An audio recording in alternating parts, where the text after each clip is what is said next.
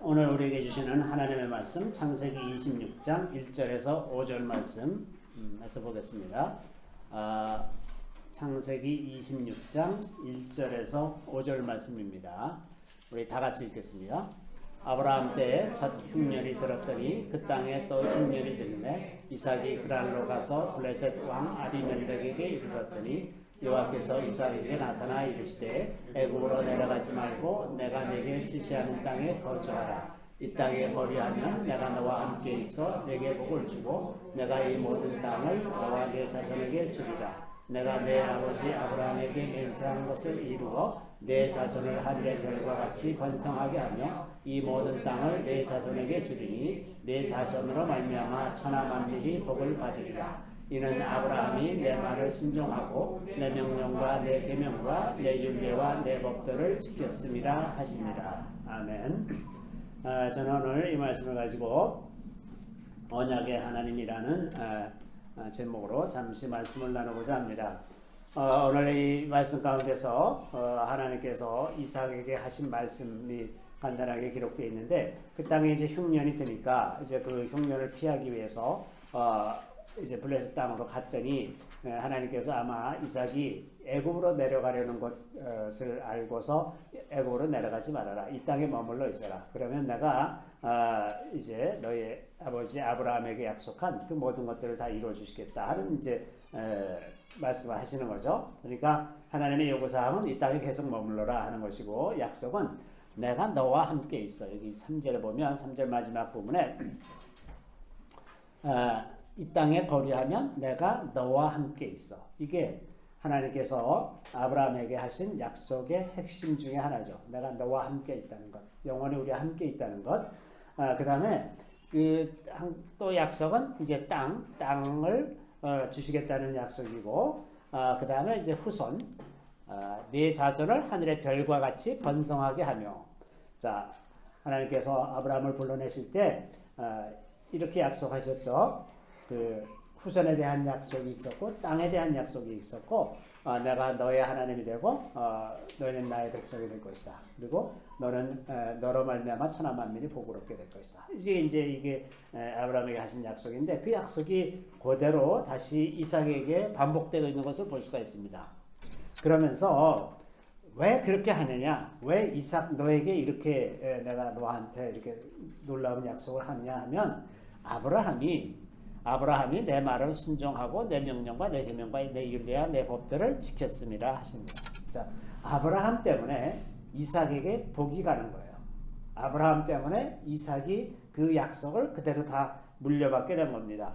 자, 아브라함이 이제 하나님의 말씀에 순종했다고 했는데, 여기에 이제 명령, 계명, 율례, 법도라고 번역되어 있는 이것을 히브리어로 보면, 이렇게 히브리어로 보는 이유는 이 번역이 너무나 일정치 않게 번역되어 있기 때문에 이 중요한 용어들이 좀 일관되게 번역되어 있었으면 참 좋았을 텐데, 안타깝게도 우리말 성경에서 그렇게 되질 않았습니다. 그래서 제가 이런 단어가 나오면 자꾸 이제 히브리어를 인용하게 되는데, 첫 번째 명령이라고 말씀하신 것은 미슈메레트입니다. 우리가 지난주에도 미슈메레트에 대해서 말씀드렸죠. 그 사람을 통해서 하시고자 하는 임무, 이제 그런 것을 미슈메레트라고 하는 거죠. 그러니까 아브라함이 내 명령을 다 순종했다라고 하는 것은 내가 아브라함을 통해서 하고자 하는 일을 아브라함이 다 순종해서 이루었다고 하는 뜻이죠. 그리고 이제 계명은 그 미tz바는 그 하나님의 계명을 통칭하는 말씀입니다. 이 미tz바에는 율례라고 번역되어 있는 후카는 이제 하나님과의 관계에 관한 법이라고 했죠. 제사법 혹은 예배에 관한 것, 제사장에 관한 것, 이런 것들이 이제 후카에 속하는 것이고, 또 이제 그 후카와 미슈파트라는 게 있다고 그랬죠. 미슈파트는 하나님 주로 그 인간 관계에 대한 것, 피조물 사이의 관계에 대한 것에 관한 규정이죠. 그래서 미tz바에는 후카와 미슈파트 이 두 가지가 있는데, 또 토라라고 하는 개념은 뭐냐 하면, 토라는 그 어원이 야라라고 하는 히브리어인데, 이거는 관역을 맞춘다는 겁니다. 그래서 토라는 일반적으로 가르침이라고 이해하면 제일 정확합니다. 그래서 이 토라가 하나님의 말씀에 대해서도 토라라고 하지만 잠언서 같은 데 보면 내 어미의 법을 떠나지 말라. 잠언 1장 8절에 이런 말씀이 있는데 저기서 내 어미의 법 그럴 때 그게 토라예요. 어머니의 가르침을 떠나지 말아라. 이렇게 말하는 거죠. 또 이제 그 잠언 4장 2절에는 내가 선한 도리를 너희에게 전하노니 내 법을 떠나지 말라. 그러는데 아버지가 아들에게 하는 말입니다. 그러니까 하나님의 말씀에도 토라라는 단어를 사용하지만 사람의 가르침, 부모의 가르침, 그 권위 있는 사람의 가르침을 토라라고 말을 하는 거죠. 그래서 이제 그 지금 아브라함이 하나님의 말씀을 순종했다 그럴 때 무엇에 순종한 거냐 하면 미슈메레트와 미츠바와 후카와 토라에 순종했다. 그래서 내가 이제 이삭에게 이러한 아브라함에게 약속했던 그런 복을 너희에게 이렇게 이어지게 하겠다 하는 그런 말씀이 되는 거죠. 자, 이삭에게 이렇게 약속하신 것은 아브라함과 하신 약속을 기억했기 때문이죠. 그 밑에 이제 창세기 26장 24절에 가면 여기도 이제 이렇게 말하고 있습니다. 우리 같이 한번 읽어보겠습니다. 그 밤에 여호와께서 그에게 나타나 이르시되 나는 내 아버지 아브라함의 하나님이니 두려워하지 말라. 내 종 아브라함을 위하여 내가 너와 함께 있어 내게 복을 주어 내 자손이 번성하게 하리라 하십니다. 이 장면은 이제 이삭이 계속해서 우물을 빼앗기다가 마침내 이제 르호봇이라는 데 좀 넓은 데로 가서 거기서 다시 우물을 파게 됐는데 그러고 나니까 이제 그 밤중에 하나님께서 나타나셔서 이삭에게 하시는 말씀입니다. 왜냐하면 계속해서 우물을 팠다 하면 뺏기고 팠다 하면 뺏기고 이러니까 이제 두려움이 생길 것 아닙니까? 그리고 또 이 사람들이 나한테 와서 나를 해코지 하지는 않을까? 이런 그 두려움에 사로잡혀 있을 때 하나님께서 나타나서 말씀하시기를 내 종 아브라함을 위하여 내가 너와 함께 있어. 이삭이 받는 복은 그 뿌리가 어디냐 하면 아브라함의 순종에 있습니다. 그래서 자녀들이 지금 복을 받고 있는 거죠. 또 이제 28장으로 가면 그 이삭이 나중에 그 야곱에게 축복하는 장면인데 야곱이 이제 바단 아람으로 떠나서 외삼촌한테 가서 거기서 이제 아내를 얻겠다고 해서 이제 떠나 보내게 됐는데 그때 그 이삭이 그 야곱을 축복하면서 이렇게 얘기합니다. 우리 같이 한번 읽어보겠습니다. 전능하신 하나님이 내게 복을 주시어 내가 생육하고 번성하게 하여 내가 여러 족속을 이루게 하시고 아브라함에게 허락하신 복을 내게 주시되 너와 함께 네 자손에게도 주사 하나님이 아브라함에게 주신 땅 곧 내가 거류하는 땅을 내가 차지하게 하시기를 원하노라. 자, 여기 보면 아브라함에게 허락하신 복을 내게 주시기를 원한다. 지금 이삭이 자녀를 축복하는데 그 복의 근원이 아브라함에게 있어요. 다시 아브라함의 복을 내가 누렸을 뿐만 아니라 나의 이 자녀 이 야곱이 그것을 그대로 다 누리고 또 그들의 후손도 그것을 누리게 되기를 원하노라. 아브라함에게 약속했던 그 언약이 계속해서 뒤로 이어지기를 바라는 것이죠. 그것은 이제 아브라함의 순종 때문에 이런 일들이 일어나게 되었다고 하는 겁니다. 자, 또 이제 야곱에게 가보면 창세기 28장 13절에서 이제 15절 말씀인데요. 이제 그 야곱이 아버지의 집을 떠나서 이삭을 떠나서 가다가 베델에서 이제 밤에 돌을 베게 하고 잘 때 밤에 이제 꿈에 천사들이 사다리를 오르락내리락 하는 것을 본 장면입니다. 그 장면에 대한 기록인데 여기 이제 우리 같이 한번 읽어보겠습니다. 또 본즉 여호와께서 그 위에 서서 이르시되 나는 여호와니 너의 조부 아브라함의 하나님이요 이삭의 하나님이라. 내가 누워있는 땅을 내가 너와 네 자손에게 주리니 네 자손이 땅에 티끌같이 되어 내가 서쪽과 동쪽과 북쪽과 남쪽으로 퍼져나갈지며 땅의 모든 족속이 너와 네 자손으로 말미암아 복을 받으리라. 내가 너와 함께 있어 내가 어디로 가든지 너를 지키며 너를 이끌어 이 땅으로 돌아오게 할지라. 내가 내게 허락한 것을 다 이루기까지 너를 떠나지 아니하리라 하신지라. 여기 보면 지금 이제 그 아브라함에게 하셨던 약속이 이삭을 거쳐서 야곱에게 다시 그대로 반복되고 있는 것을 볼 수가 있는데 그런데 하나님께서 뭐라고 말씀하시냐면 너의 조부 아브라함의 하나님, 너의 아버지 이삭의 하나님이다. 나는. 아브라함하고 언약을 맺은 하나님, 이삭과 언약을 맺은 하나님, 그 하나님이 내가 지금 너한테 이런 약속을 한다. 그러면서 내가 누워있는 땅을 너와 네 자손에게 주겠다. 땅에 대한 약속이 다시 되고 또 14절에 네 자손이 땅에 티끌같이 되어서 그렇게 많아질 것이다. 그래서 사방으로 다 퍼져나가게 될 거다. 그리고 땅의 모든 족속이 너와 네 자손으로 말미암아 복을 받으리라. 그리고 15절에 내가 너와 함께 있으리라. 똑같은 약속이 이제 반복되고 있는 것을 봅니다.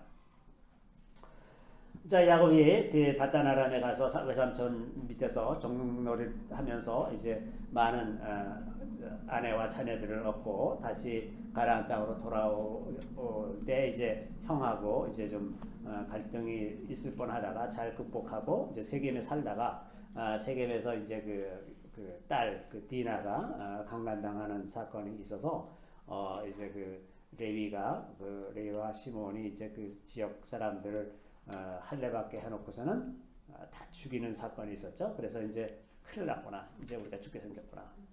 그래서 그 밤에 하나님께서 나타나셔서 베델로 가서 내게 제사 드리라. 그래서 이제 제사 드리기 위해서 모든 우상을 다 버리고 이제 베델에 가서 이제 제사를 드리게 됩니다. 그때 창세기 35장 11, 12절에 이제 기록되어 있는데 우리 같이 한번 읽겠습니다. 하나님의 그에게 이르시되 나는 전능한 하나님이라 생육하며 번성하라. 한 백성과 백성들의 총회가 네게서 나오고 왕들이 네 허리에서 나오리라. 내가 아브라함과 이삭에게 준 땅을 내게 주고 내가 네 후손에게도 그 땅을 주리라 하시고. 자, 여기 보면 아브라함과 이삭에게 준 땅을 내게 주고 다시 똑같은 약속을 반복적으로 확인을 해 주시는 겁니다. 이제 지금 야곱이 세겜에서 있었던 일로 인해서 크게 두려워졌어요. 그리고 큰 죄를 진 것이 이제 많은 사람을 죽였으니까 그게 분명하고 그러니까 얼마나 이제 여러 가지 걱정이 많아졌겠습니까?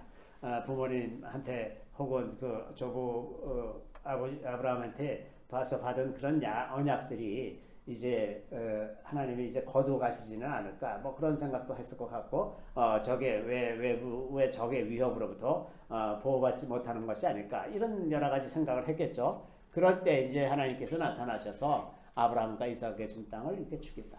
그 약속을 다시 확인해 주시는 거죠. 우리가 연약할 때 하나님께 나아가면 하나님께서는 그렇게 쉽게 우리하고 맺은 언약을 변경하시는 분이 아니라는 것입니다. 나중에 이제 그 요셉을 잃어버린 줄 알았다가 요셉이 이제 애굽의 총리가 되어 있다는 소식을 듣고 애굽으로 이제 내려오시라는 그런 부탁을 받고 이제 가려고 하는데 이게 쉽지 않은 결정이었을 거예요. 왜냐하면 하나님께서 야곱에게 계속 이 땅을 내게 주리라라고 약속하셨고 이삭이나 혹은 아브라함에게는 애굽으로 내려가지 말라는 말씀을 하나님이 계속 하셨었어요. 그런데 지금 이제 요셉으로 인해서 애굽으로 내려오라 그러니까 이게 진짜 내려가도 되는 건가? 그런 생각을 했을 것 아니겠습니까? 그럴 때 이제 하나님께서 안심하라고 말씀하면서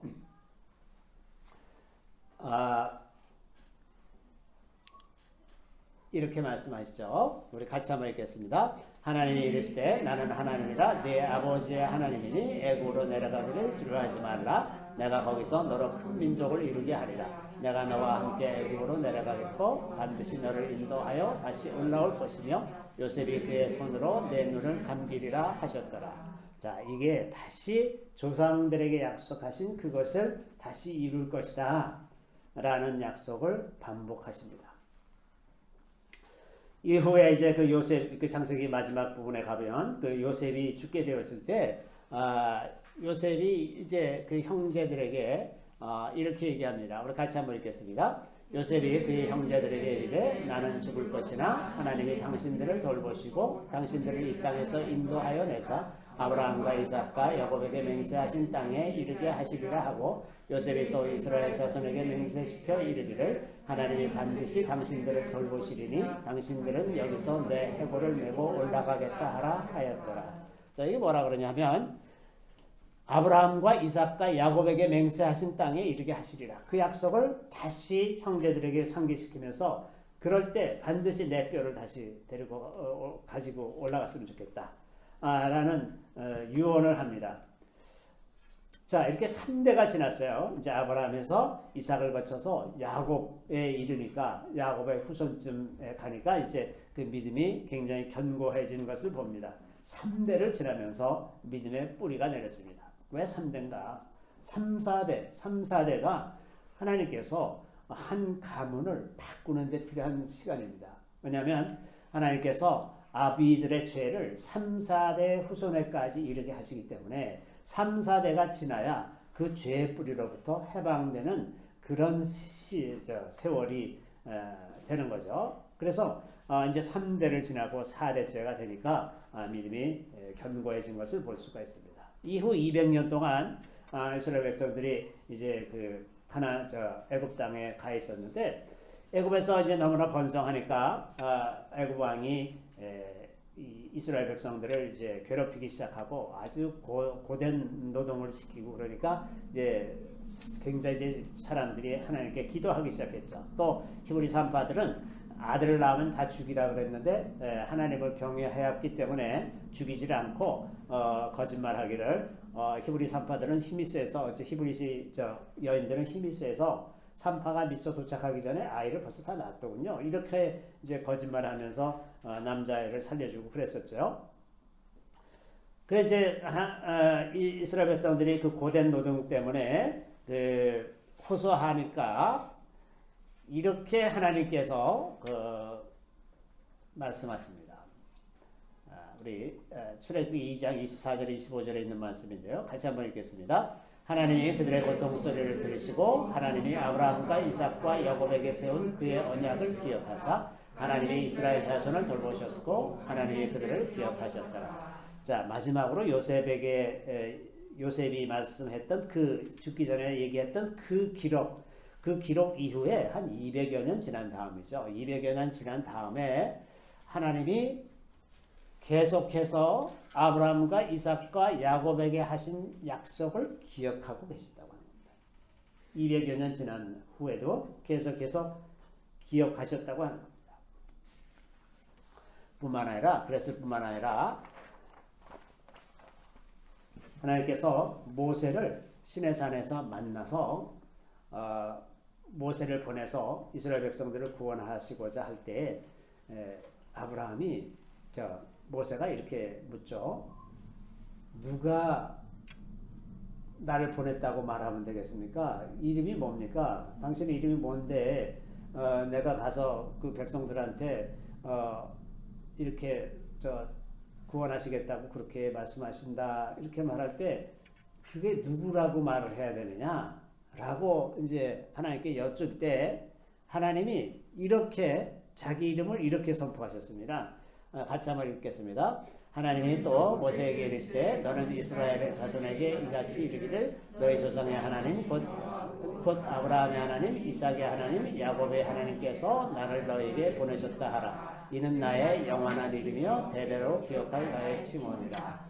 자, 아브라함의 하나님 이삭의 하나님 야곱의 하나님이 영원한 이름이에요. 그 약속이 얼마나 신실한 약속인지 이것을 하나님께서 자기 이름으로 삼으셨어요. 나는 아브라함의 하나님이다. 나는 이삭의 하나님이다. 나는 야곱의 하나님이다. 그런데 아브라함, 이삭, 야곱의 하나님이라는 것이 이 사람들이 무슨 특별한 사람들은 아니잖아요. 그 삶의 과정을 보면 무슨 특별하게 도덕적으로 탁월하다거나 이런 사람들이 아니라 하나님을 소중하게 생각할 줄 알고 하나님께 순종하는 사람들, 그것이 특징인 사람들입니다.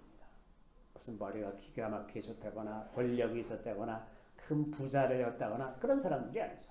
평범한 사람들인데 순종할 줄 알고 하나님을 귀하게 생각할 줄 아는 그런 사람들의 하나님이라는 겁니다.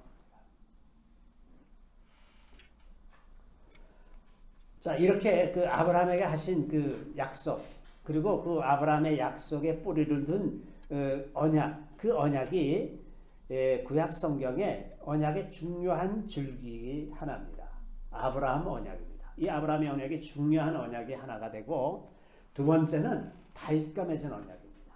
다윗과 맺은 언약이 이제 구약의 언약의 줄기를 세우는 아브라함과 다윗, 이 두 언약이 두 가지 굉장히 중요한 줄기가 되죠. 이 다윗과 맺은 언약은 사무엘하 7장 11절에서 16절에 있는 말씀인데요. 다윗이 이제 하나님의 성전을 지어드리고 싶었습니다. 그래서 선지자 나단을 불러서 내가 이런 마음이 있다라고 이야기를 했더니, 나단은 이제 다윗에게 이야기하기를 왕은 자 하나님께서 기뻐하시니 그것도 하나님의 당신 마음에 있는 대로 하시면 좋을 것 같습니다. 이렇게 이제 얘기를 하고서 갔어요. 근데 그날 밤에 하나님께서 나단에게 나타나셔서 너는 가서 이렇게 전하라 하고 이제 다윗에게 주시는 말씀을 나단에게 주어서 나단이 가서 이제 전언한 이야기입니다. 우리 같이 한번 읽겠습니다. 여호와가 또 내게 이르노니 여호와가 너를 위하여 집을 짓고 내 수완이 차서 내 조상들과 함께 누울 때 내가 내 몸에서 날 내 씨를 내 뒤에 세워 그의 나라를 견고하게 하리라. 그는 내 이름을 위하여 집을 건축할 것이요 나는 그의 나라 왕위를 영원히 견고하게 하리라. 나는 그에게 아버지가 되고 그는 내게 아들이 되리니 그가 만일 죄를 범하면 내가 사람의 배와 인생의 채찍으로 징계하려니와 내가 내 앞에서 물러나게 한 사울에게서 내 은총을 빼앗은 것처럼 그에게서 빼앗지는 아니하리라. 내 집과 내 나라가 내 앞에서 영원히 보존되고 내 왕위가 영원히 견고하리라 하셨다 하라.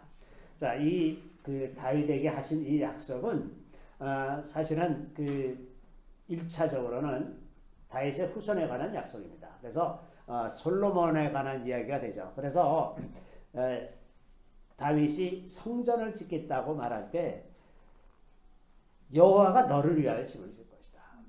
네가 나를 위해서 집을 짓는 것이 아니라 내가 너의 집을 세워주겠다. 그리고 내 몸에서 날 내 씨를 내 뒤에 세워서 그의 나라를 견고하게 할 것이다.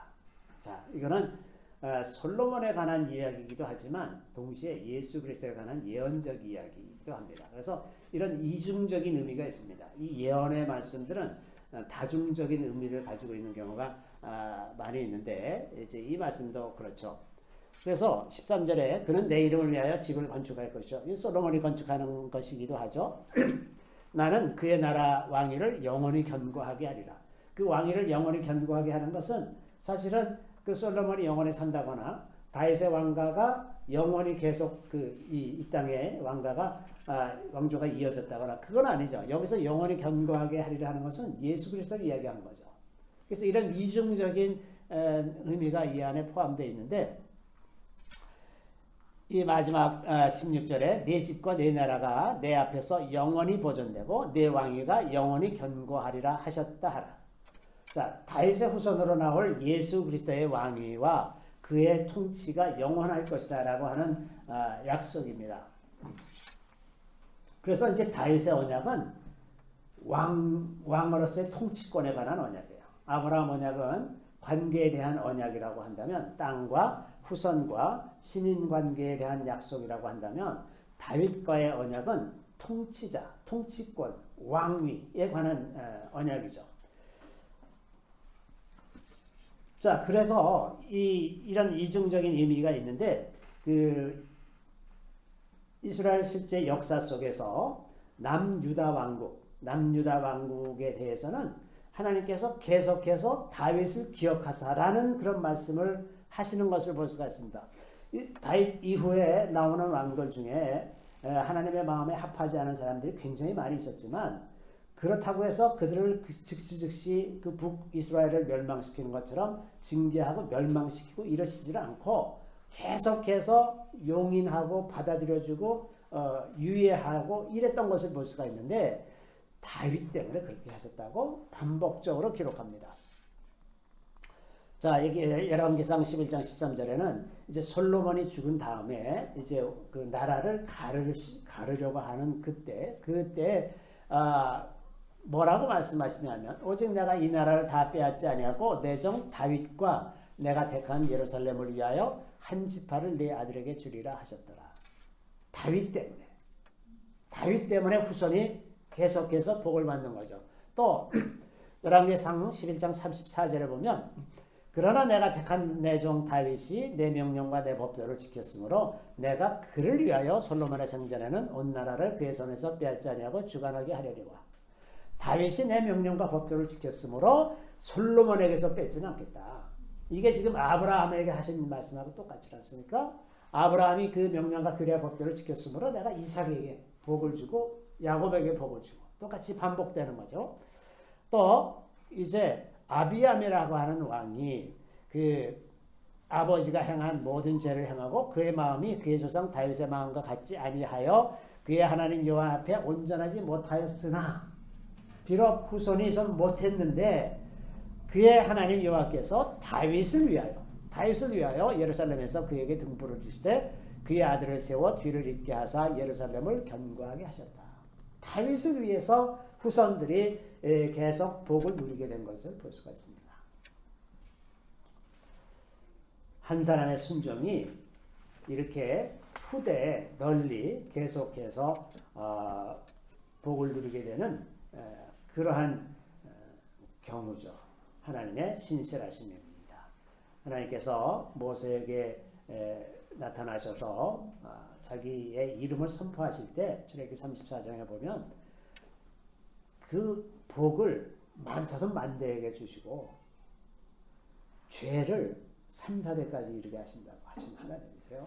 그래서 이 앞서간 세대가 하나님께 순종함으로써 후 세대가 누리는 복은 이루 말할 수가 없이 비교할 수 없이 큰 것이라고 하는 겁니다. 이 다윗은 그 이사야나 예레미야의 그 예언 속에도 굉장히 중요한 주제를 다뤄집니다. 이 다윗의 언약이 그 성경, 구약 성경을 이해하는 중요한 언약인 거예요. 그러니까 아브라함의 언약과 이 다윗의 언약, 이 두 가지가 중요한 틀이 되는데 이사야 9장 6절부터 7절 보면 이런 말씀이 있습니다. 우리 같이 한번 읽겠습니다. 이는 한 아기가 우리에게 낳고 한 아들을 우리에게 주신 바 되었는데 그의 어깨에는 정사를 메었고 그의 이름은 기묘자라 모사라 전능하신 하나님이라 영존하시는 아버지라 평강의 왕이라 할 것입니다.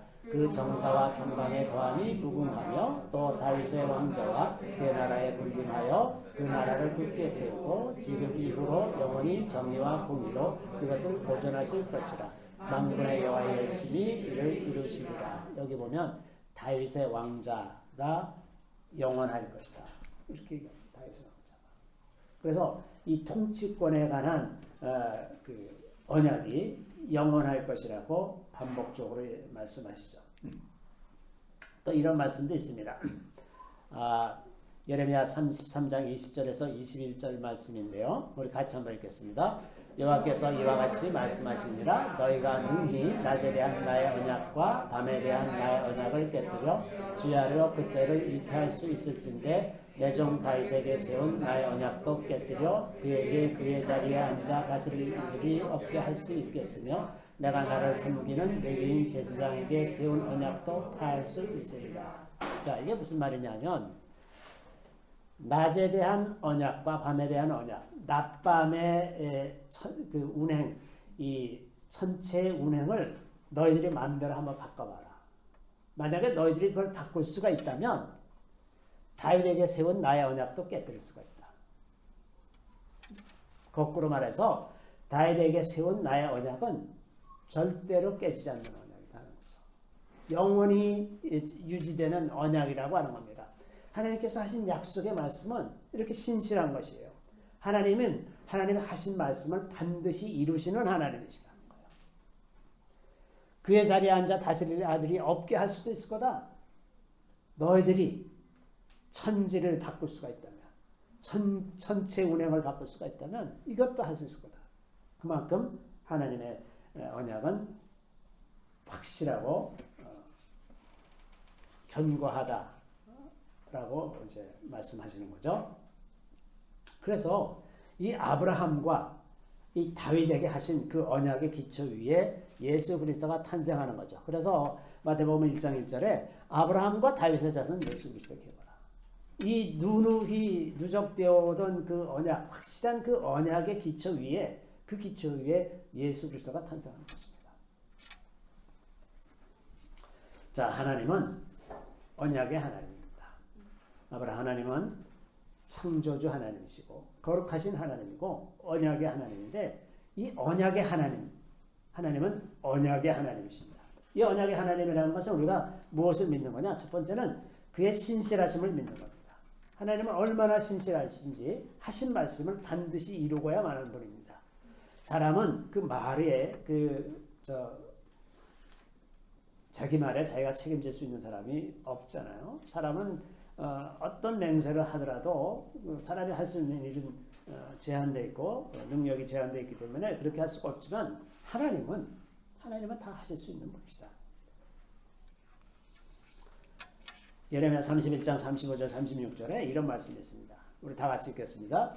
여호와께서 이와 같이 말씀하셨느니라. 그는 해를 낮의 빛으로 주셨고 달과 별들을 밤의 빛으로 정하였고 바다를 뒤흔들어 그 파도로 소리치게 하나니 그의 이름은 만군의 여호와니라. 이 복도가 내 앞에서 패할진대 이스라엘 자손도 내 앞에서 끊어져 영원히 나라가 되지 못하리라. 여호와의 말씀입니다. 하나님의 약속의 말씀은 얼마나 진실하고 견고하고 틀림이 없는지, 낮과 별, 이 파도 이것을 그것을 끊을 수가 있다면, 그것을 변경할 수가 있다면 하나님의 약속의 말씀도 피할 수가 있을 거다.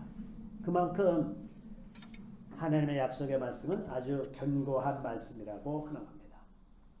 뿐만 아니라 하나님이 꼭 이런 말씀까지 하세요. 예레미야 32장 41절에 보시면 이런 말씀이 있습니다. 우리 같이 읽습니다.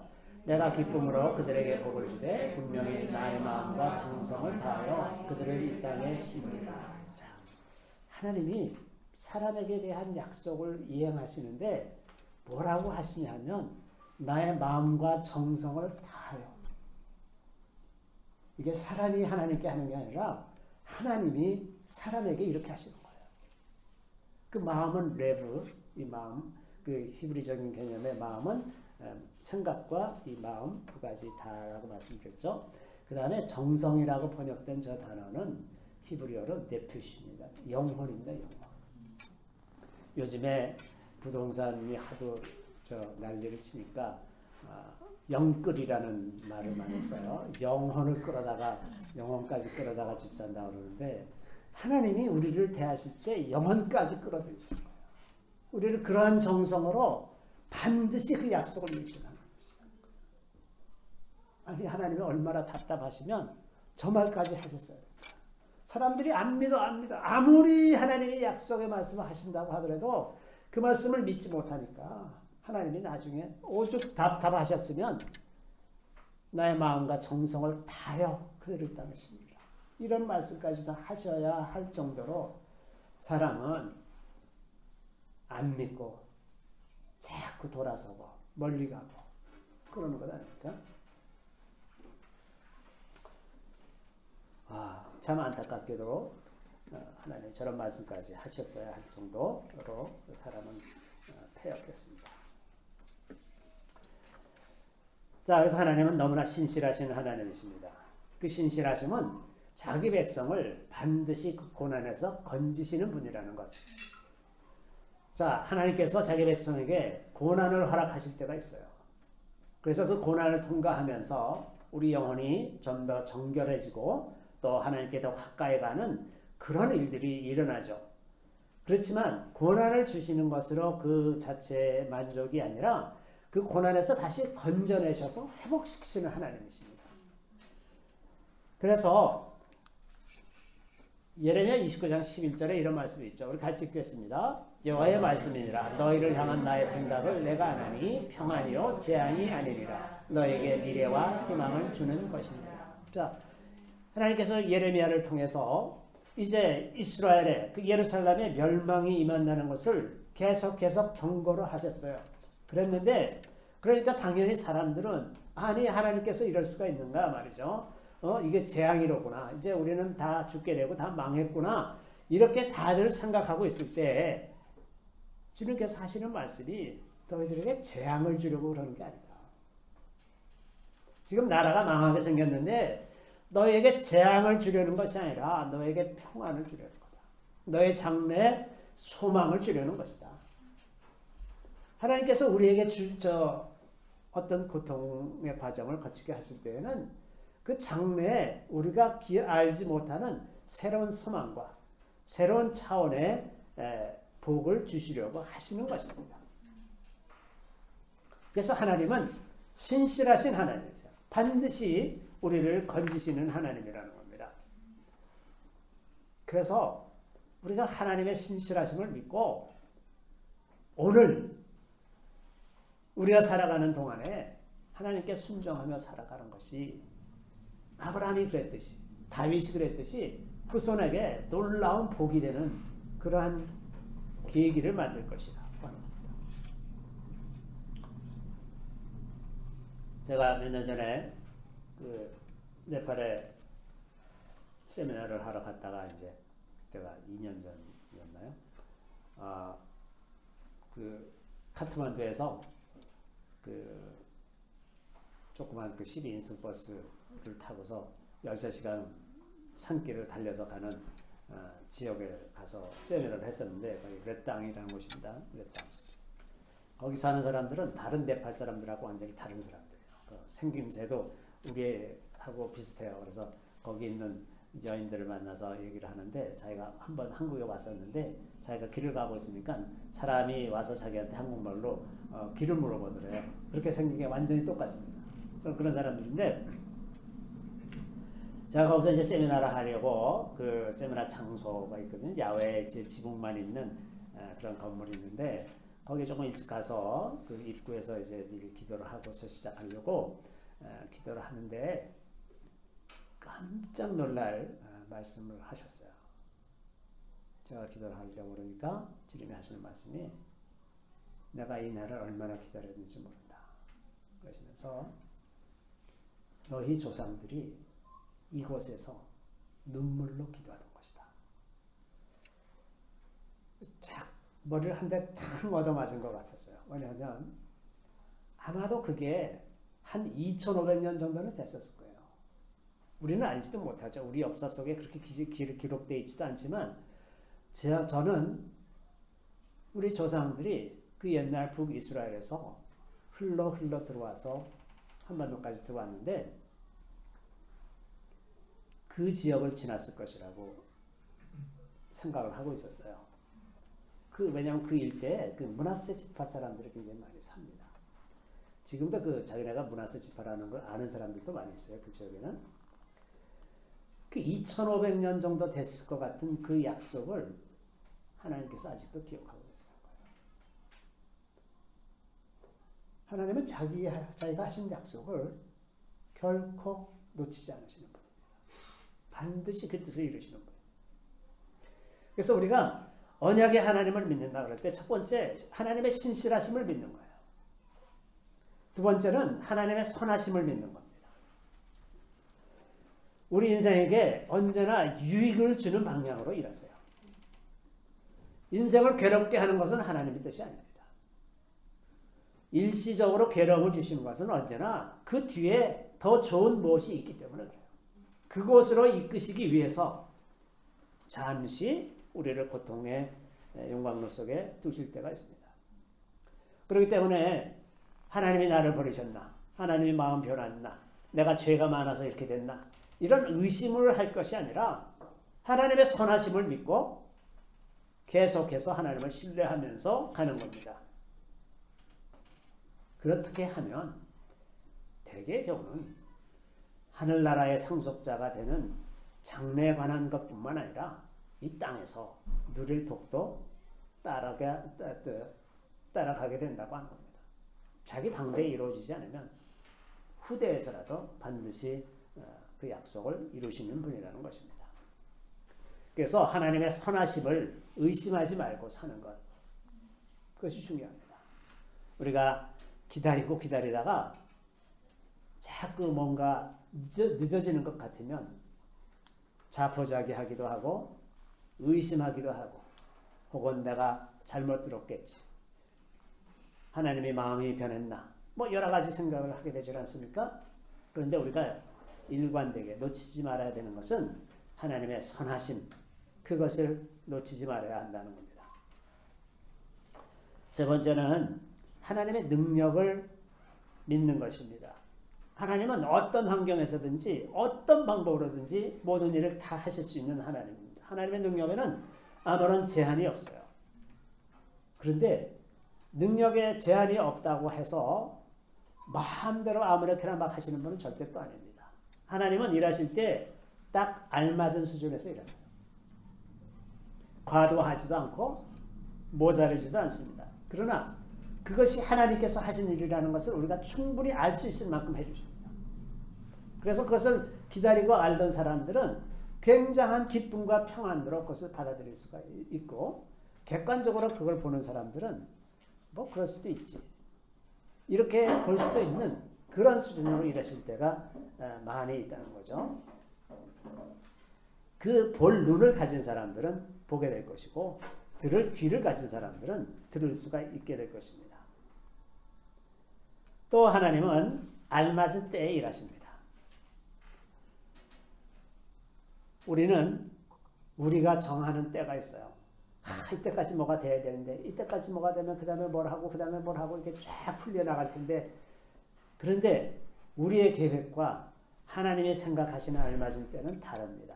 하나님이 제일 중요하게 생각하시는 기준은 언제든지 내가 하나님께 얼마나 더 가까이 가고 있는가, 얼마나 더 순종하고 있는가, 이것이 기준이에요.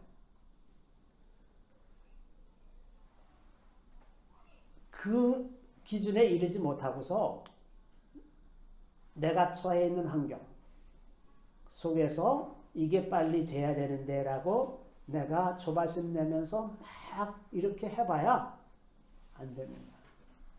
그거보다 더 중요한 게 내가 하나님께 가까이 가는 거예요. 그게 이루어지는 게 먼저입니다. 그러면 이제 그때가 가까이 왔다고 말할 수가 있어요. 뿐만 아니라 우리가 알지 못하는 주변 환경까지 다 다루시면서 일하십니다. 그렇기 때문에 우리는 이게 다 됐다, 이제는 알맞은 때가 됐다라고 생각을 해도 하나님이 보시기에는 아직 안 된 그런 경우들도 많이 있죠. 하나님이 더 많은 정보를 가지고 일하시기 때문에 그렇습니다. 자, 우리가 정리를 하면 언약의 하나님을 믿는 것은 하나님의 신실하심을 믿는 것이고, 하나님의 선하심을 믿는 것이고, 하나님의 능력을 믿는 것입니다. 이 언약의 하나님, 하나님께서 하신 약속, 아브라함을 통해서 다윗을 통해서 하신 그 약속들이 얼마나 견고한지, 그것이 성경에 아주 뼈대를 이루고 있다는 것을 우리가 생각한다면 하나님 하신 말씀들, 그 모든 언약들이 얼마나 견고한 것인지를 우리가 다시 한번 마음에 새기고 흔들림 없는 믿음 위에서 살아갈 수 있게 되기를 바랍니다. 우리 다 같이 기도하겠습니다. 우리 주님을 찬양합니다. 주께서 신실하신 약속으로 아브라함과 또 다윗과 언약을 세우시더니 그 언약의 기초 위에 우리 구주 예수 그리스도를 보내주시고, 예수 그리스도로 말미암아 우리가 하나님의 백성이 되는 그 놀라운 은혜를 허락하여 주신 것을 주님 감사드리옵나이다. 우리 마음 가운데 항상 의심하고 두려워하며 불안정하고 흔들리고 있는 것을 주님 불쌍히 여겨주시고, 우리가 더 견고하여 흔들리지 않는 믿음을 갖게 해주시며, 우리의 믿음이 주님의 생명의 말씀에 더 깊이 뿌리내릴 수 있도록 이끌어 주시기를 간절히 바라고 원하옵나이다. 성령님 오셔서 저희들의 마음과 생각을 주관하여 주시며, 시마다 때마다 돕는 은혜를 허락하여 주셔서 주님께 순종하며 살아가서 아브라함처럼 다윗처럼 그 후손 만대에 이르기까지 많은 복을 받게 하는 그러한 삶을 사는 우리 모두가 다 되게 하여 주시기를 우리 구주 예수 그리스도의 이름으로 감사하며 기도드리옵나이다. 아멘.